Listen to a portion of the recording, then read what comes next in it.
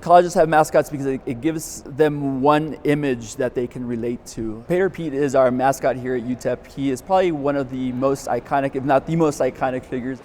You always think of Paydirt Pete when you think UTEP.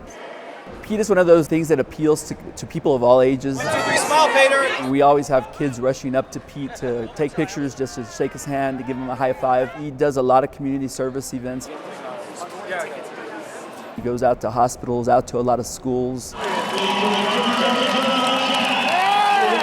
And any mascot, especially Paydirt Pete, because he's one of those full costume mascots. There's some mascots that are just the person themselves with some kind of a costume on, but we have a full costume, full head.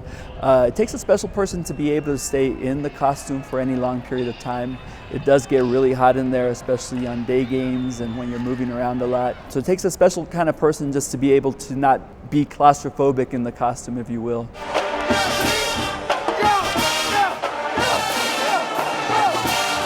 I think definitely one of the highlights of Paydirt Pete in recent years has been the Capital One mascot challenge that he did. It was where he went up against 10 other finalist mascots from across the country.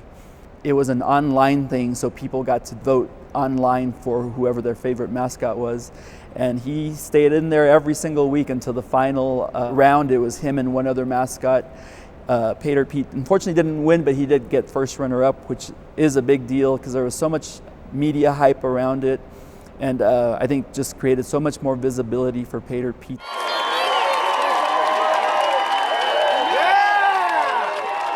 Not bad for the first time he ever did that competition. Hopefully we'll go back out there and see how well we can do again.